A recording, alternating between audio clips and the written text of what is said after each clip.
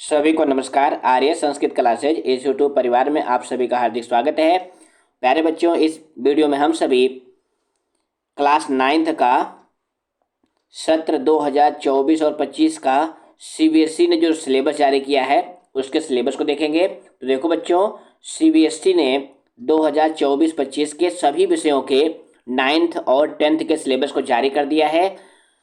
तो इस वीडियो में हम संस्कृत का सिलेबस देखेंगे और किसी अन्य विषय का अगर आप सिलेबस देखना चाहते हैं तो उसका लिंक हमने डिस्क्रिप्शन में दे रखा है। आप सभी विषयों का सिलेबस डाउनलोड कर सकते हैं। तो देखो बच्चों, 9th क्लास से संस्कृत के दो भाग हो जाते हैं। एक होता है संस्कृत जिसका कोड होता है 122। इसके अंतर्गत बच्चों को सेम उसी की पुस्तक पढ़नी होती है। कौन सी पुस्तक? सेम उसी की पुस्तक। और एक दूसरा कोड होता है 119 जिसको कहते हैं संस्कृत एलेक्टिव, और उसके अंतर बच्चों को मणिका नामक पुस्तक पढ़नी होती है। तो इस वीडियो में जो संस्कृत का कोड है 122 उसके सिलेबस को देखेंगे। तो देखो बच्चों, सिलेबस देखने से आपको क्या फ़ायदा होता है कि आपके पेपर में प्रश्न कितने आएंगे, किस प्रश्न के लिए क्या क्या पढ़ना होगा, प्रश्न का टाइप क्या होगा, कितने नंबर का प्रश्न होगा, ये सब हम सिलेबस से देख सकते हैं। क्योंकि कुछ बच्चों को सिलेबस ही नहीं पता होता है पढ़ना क्या है, कैसे पढ़ना है।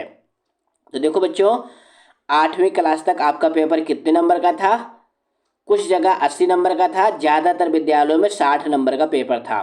लेकिन 9th क्लास में सभी बच्चों का सभी विषयों का पेपर 80 नंबर का होगा। संस्कृत के पेपर में कुल 19 प्रश्न आएंगे। कितने प्रश्न आएंगे? 19 प्रश्न आएंगे। अब देखेंगे किस प्रश्न के लिए क्या क्या पढ़ना है और कैसे कैसे पढ़ना है। तो देखो बच्चों, आपका पेपर 4 खंड में होता है। तो पहला खंड आएगा का खंड। इसके अंतर्गत अपठित अवबोधन है। यह 10 नंबर का है। इसमें क्या होगा? 80 से 100 शब्दों का एक गद्यांश होगा जो सरल कथा के रूप में होगा। इसमें आपको एक पदेन, पूर्ण वाक्यन प्रश्न होंगे, शीर्षक लेखन होगा, अनुच्छेद आधारित भाषिक कार्य होगा। भाषिक कार्य का मतलब क्या होता है कि इसमें आपको सब्जेक्ट और वर्ब यानी कर्ता और क्रिया, विशेषण और विशेष, ये सब पूछे जाएंगे। देखो यहाँ पे लिखा गया है ना कि भाषिक कार्य में क्या क्या पढ़ना है। वाक्य में कर्ता और क्रिया का चयन होगा, कर्ता और क्रिया की अन्युति। अन्युति का मतलब होता है मिलान करना, यानी किस कर्ता पद की क्रिया कौन सी है। विशेषण विशेष चयन, पर्याय और विलोम चयन। पर्याय मतलब होता है समान अर्थ वाला और विलोम मतलब होता है अपोजिट वर्ड। सर्वनाम के स्थान पे संज्ञा का प्रयोग, यानी सर्वनाम किसके लिए आया हुआ है। ये तो हो गया प्रश्न नंबर 1। प्रश्न नंबर 2 में क्या आएगा? ध्यान दीजिएगा, प्रश्न नंबर 2 में पत्र आएगा। क्या आएगा? पत्र, जिसको आप इंग्लिश में लेटर कहते हैं। अब आपको 5 नंबर का संस्कृत में पत्र लिखना होगा जो कि प्रश्न नंबर 2 में आएगा। अब पत्र का विषय क्या होगा? पत्र दो टाइप के होंगे, औपचारिक पत्र और अनौपचारिक पत्र। औपचारिक पत्र अवकाश के लिए, स्वच्छता के लिए, स्वास्थ्य विभाग को, विद्युत विभाग को, बैंक को, आरक्षकालय यानी आरक्षक मतलब क्या होता है? ये होता है पुलिस अधीक्षक को, प्रकाशाय यानी किसी पुस्तक के प्रकाशन के लिए। इतना टॉपिक तो हो गया आपका औपचारिक पत्र का। उसके बाद अनौपचारिक पत्र में क्या क्या आ सकता है? पितृभ्याम यानी अपने माता या पिता को पत्र, वर्धापन पत्रम यानी बधाई का पत्र, निमंत्रण पत्रम निमंत्रण का पत्र, और परिमाण सूचना पत्रम यानी जब आपका रिजल्ट आता है तो आप अपने मित्र को या अपने भाई को या अपने माता पिता को सूचना देते हैं। तो इस तरह का पत्र आएगा 5 नंबर में, प्रश्न नंबर 2 में। उसके बाद प्रश्न नंबर 3 में क्या आएगा? प्रश्न नंबर 3 में क्या पढ़ना है? चित्र आधारित वर्णन, यानी एक चित्र लिखा होगा पेपर में और उसके लिए आपको 5 वाक्य लिखने होंगे और 5 नंबर का होगा। 8वीं तक आपने देखा कि 4 वाक्य लिखने से 2-2 नंबर का वाक्य था और 8 नंबर का प्रश्न आता था। लेकिन 9th क्लास में चित्र वर्णन कितने नंबर का आएगा? 5 नंबर का आएगा। उसके बाद प्रश्न नंबर 4 में ट्रांसलेशन आएगा। ये आपके लिए नया टॉपिक है क्योंकि ये 9वीं में ही शुरू होता है, 8वीं तक ट्रांसलेशन नहीं आता है। 9th क्लास में 5 नंबर का ट्रांसलेशन आएगा। हिंदी के वाक्य लिखे होंगे, वो इंग्लिश में भी लिखे होंगे, उसकी आपको संस्कृत बनानी होगी। 5 नंबर का अनुवाद आएगा प्रश्न नंबर 4 में। तो ये हमारा जो है खंड खा भी समाप्त हो गया। अब उसके बाद खंड गा, इसके अंतर्गत 25 नंबर का व्याकरण आएगा। क्या आएगा? ग्रामर। अब ग्रामर में क्या क्या पढ़ना है, कितना कितना पढ़ना है, वो भी देख लो। देखो बच्चों, प्रश्न नंबर 5 में संधि आएगी। संधि 4 नंबर की आएगी। कितने नंबर की आएगी? 4 नंबर की। इसके लिए आपको कौन कौन सी संधि साल भर पढ़नी है? स्वर संधि, इसमें दीर्घ संधि, गुण संधि, वृद्ध संधि, यड़ संधि, अयादि संधि, ये सभी कैसी संधियां हैं? स्वर संधि हैं। उसके बाद अगला है व्यंजन संधि। इसमें आपको जसत्व संधि, मां स्थाने अनुस्वार, इसी को अनुस्वार संधि कहते हैं, ये पढ़ना है। उसके बाद विसर्ग संधि, विसर्ग को सत्वम और रत्वम, इसकी वीडियो से हमने बना रखी है, आप प्लेलिस्ट में जाकर के वीडियो को देख सकते हैं। तो 4 नंबर की संधि प्रश्न नंबर 5 में आएगी। उसके बाद प्रश्न नंबर 6 में क्या आएगा? शब्द रूप। देखो बच्चों, आप 6ठी से 8वीं तक ढेर सारे शब्द के रूप याद किए हैं, नहीं याद किए हैं तो अब 9th क्लास में याद करने ही पड़ेंगे। देखो कौन कौन शब्द रूप याद करने हैं?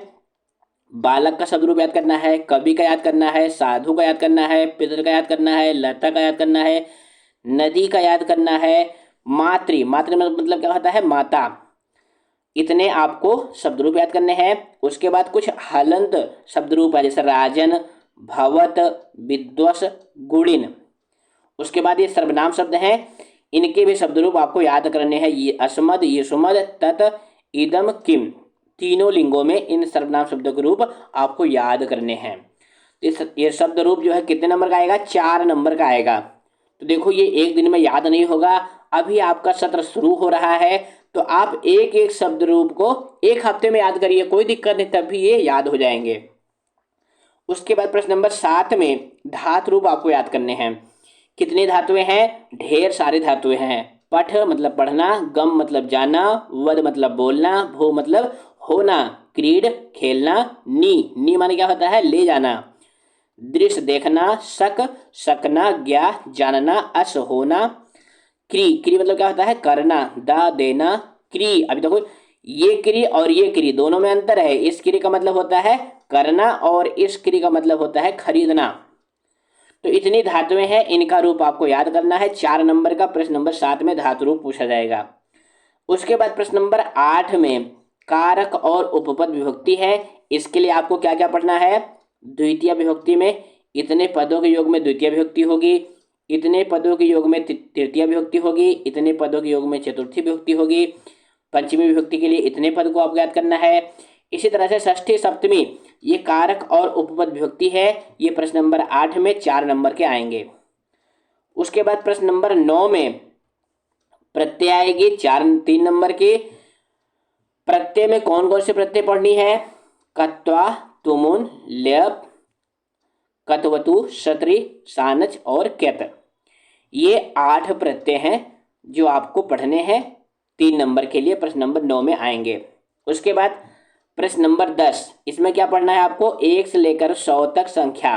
वैसे आप 8वीं क्लास में भी 1 से 100 तक संख्या याद किए थे और 4 नंबर की संख्या आई थी, लेकिन 9th क्लास में संख्या कितने नंबर की आएगी? केवल 2 नंबर की आएगी। उसके बाद प्रश्न नंबर 11 में उपसर्ग आएंगे। उपसर्ग भी कितने आएंगे? पूरे 22 उपसर्ग हैं। जो संस्कृत में 22 उपसर्ग हैं, पूरे 22 उपसर्ग आएंगे, और वो भी कितने नंबर के? 2 नंबर के। 8वीं क्लास में कितने नंबर का आया था?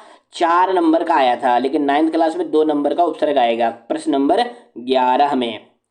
उसके बाद प्रश्न नंबर 12 में अव्यय आएंगे। क्या आएंगे? अव्यय पद 2 नंबर के।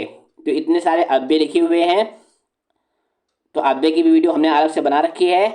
कौन सा अव्यय कैसे प्रयोग करना है, इसका क्या अर्थ होता है, ये सब हमने उस वीडियो में बता रखा है। तो 2 नंबर का अव्यय आएगा प्रश्न नंबर 12 में।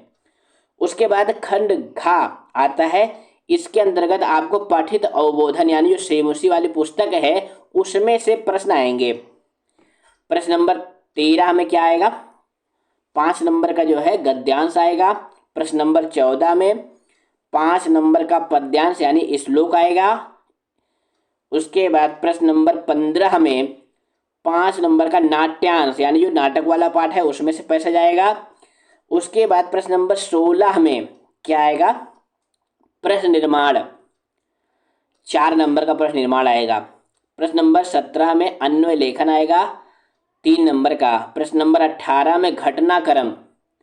अब घटनाक्रम क्या होता है कि एक स्टोरी दी गई होगी, उसके लिए 8 वाक्य लिखे होंगे, उनको आपको क्रम से करके लिखना होगा। उसके बाद प्रश्न नंबर 19 में प्रसंगानुसारम अर्थ लेखनम, प्रसंग के अनुसार अर्थ का चयन करना होगा। इसी के खा खंड में शब्दों के अर्थ के साथ मिलाना होगा, 2-2 नंबर का, यानी 4 नंबर का प्रश्न नंबर 19 होगा। तो इस तरह से आपका पेपर 80 नंबर का हो गया। अब बात आती है कि कौन कौन से पाठ आपको पढ़ने हैं, क्योंकि जो सेम उसी प्रथमो भागा आपकी पुस्तक है, कौन कौन से पाठ पढ़ने हैं। चैप्टर 1 भारतीय वसंत गीति, चैप्टर 2 स्वर्णकाकः, चैप्टर 3 गोदोहनम। अब चैप्टर 4 देखो सिलेबस में नहीं है। कौन सा पाठ है ये? कल्पतरु नामक पाठ है, प्रश्न पाठ 4, जो कि सिलेबस में नहीं है। हालांकि जो नई पुस्तक है उसमें उस पाठ को दिया ही नहीं है। उसके बाद चैप्टर 5 सूक्त मौक्तिकम, यानी सूक्त रूपी मोती, चैप्टर 6 भ्रांतो बाला। उसके बाद 9वां पाठ है सिक्ता सेतु, यानी बालू का पुल। 10वां पाठ जटायु शौर्यम, जटायु की वीरता। 11वां पाठ पर्यावरण। 12वां पाठ वांग मनः प्राण स्वरूपम। ये आपका पूरे साल का सिलेबस है, जितने पाठ आपको पढ़ने हैं। ध्यान देने वाली बात क्या है बच्चों, यहाँ पर देखो सीबीएसई ने साफ साफ लिखा हुआ है कि अनुप्रयुक्त व्याकरण के जो प्रश्न आएंगे ना, वो सेमोसी प्रथमो भाग जो पुस्तक है उसी में से ही आएंगे। और अगर अलग से आएंगे तो किस में से आएंगे? जो अभ्यासवान भव आपकी एक व्याकरण वाली पुस्तक है ना, उसमें से भी उदाहरण आ सकते हैं। तो इस तरह से आपका ये कंप्लीट सिलेबस है, इसको आप कॉपी में नोट कर लें और अभी से पढ़ना शुरू कर दें। तो फिर मिलेंगे बच्चों अगली वीडियो में। धन्यवाद।